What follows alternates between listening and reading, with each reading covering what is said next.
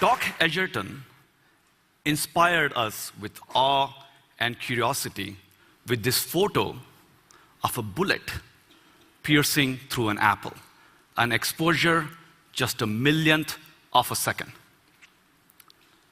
But now, 50 years later, we can go a million times faster and see the world not at a million or a billion, but 1 trillion frames per second. I present you a new type of photography, femtophotography, a new imaging technique so fast that you can create slow motion videos of light in motion. And with that, we can create cameras that can look around corners beyond line of sight or see inside our body without an X-ray, and really challenge what we mean by a camera. Now, if I take a laser pointer and turn it on and off in 1 trillionth of a second, which is several femtoseconds, I'll create a packet of photons barely a millimeter wide. And that packet of photons, that bullet, will travel at a speed of light, and again, a million times faster than an ordinary bullet. Now, if you take that bullet and take this packet of photons and fire into this bottle, how will those photons shatter into this bottle? How does light look in slow motion?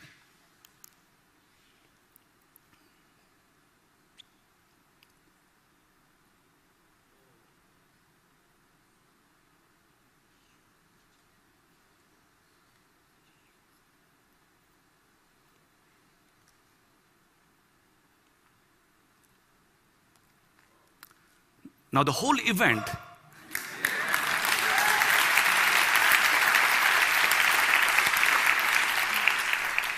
now remember, the whole event is effectively taking place in less than a nanosecond. That's how much time it takes for light to travel.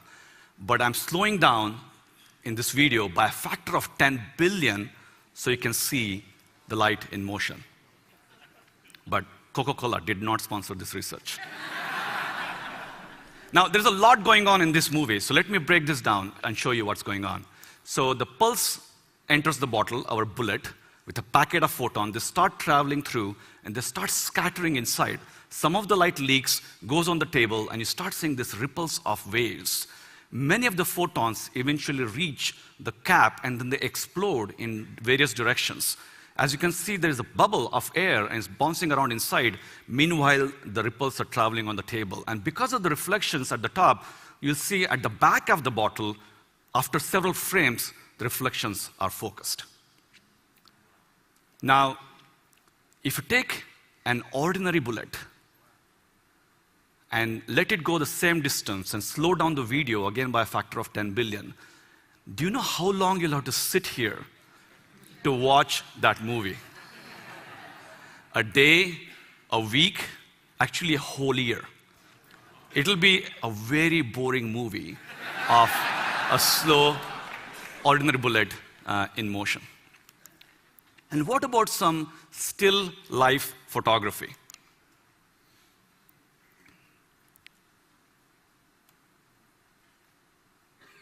You can watch the ripples again washing over the table, the tomato, and the wall in the back. It's like throwing a stone in a pond of water. By the way, this is how nature paints a photo, one femto frame at a time. But of course, our eye sees an integral composite. But if you look at this tomato one more time, you will notice as the light washes over the tomato, it continues to glow. It doesn't become dark. Why is that? Because the tomato is actually ripe, and the light is bouncing around inside the tomato, and it comes out after several trillionths of a second.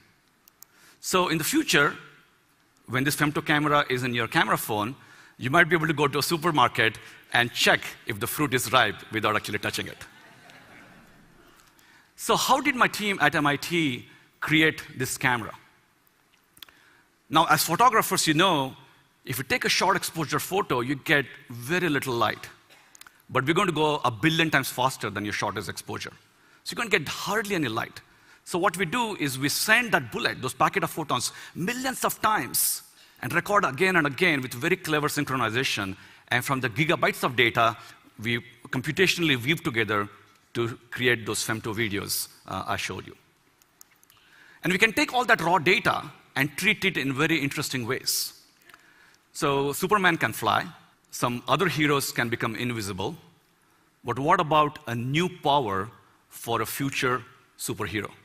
To see around corners. The idea is that we're going to shine some light on the door.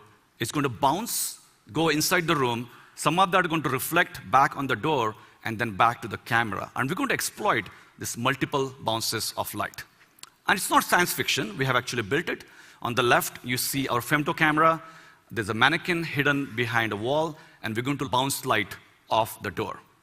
So after our paper was published in Nature Communication, it was highlighted by nature.com, and they created this animation.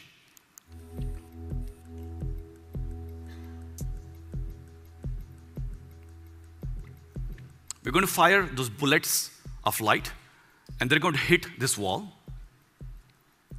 And because of the packet of the photons, they will scatter in all the directions, and some of them will reach our hidden mannequin, which in turn will again scatter that light.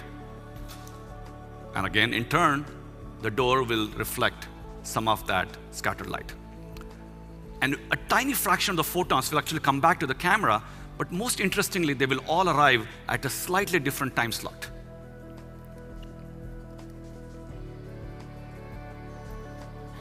And because we have a camera that can run so fast, our femto camera, it has some unique abilities. It has very good time resolution, and it can look at the world at the speed of light.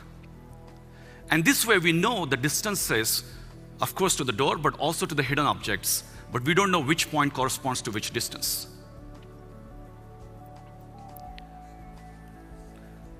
By shining one laser, we can record one raw photo, which you look on the screen doesn't really make any sense. But then we're going to take a lot of such pictures, dozens of such pictures, put them together, and try to analyze the multiple bounces of light. And from that, can we see the hidden object? Can we see it in full 3D? So this is our reconstruction.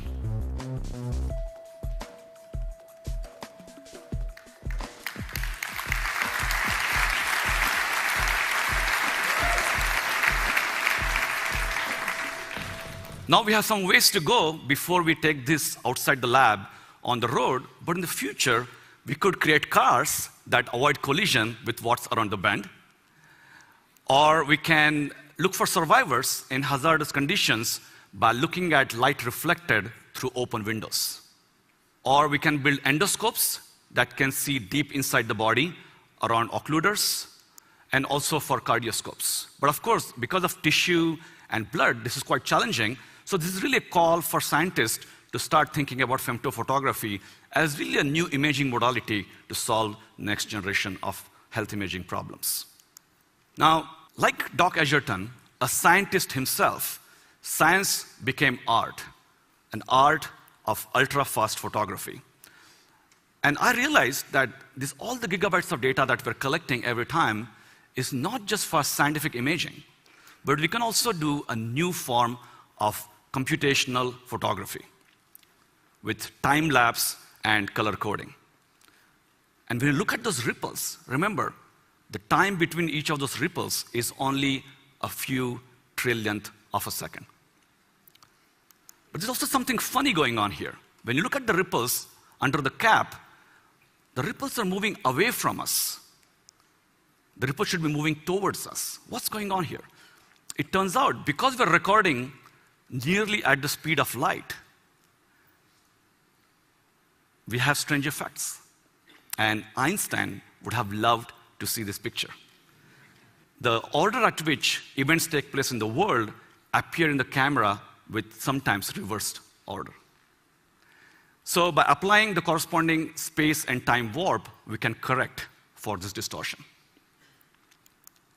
So whether it's for photography around corners, or creating next generation of health imaging, or creating new visualizations, since our invention, we have open sourced all the data and details on our website. And our hope is that the DIY, the creative, and the research community will show us that we should stop obsessing about the megapixels in cameras and start focusing on the next dimension in imaging. It's about time. Thank you.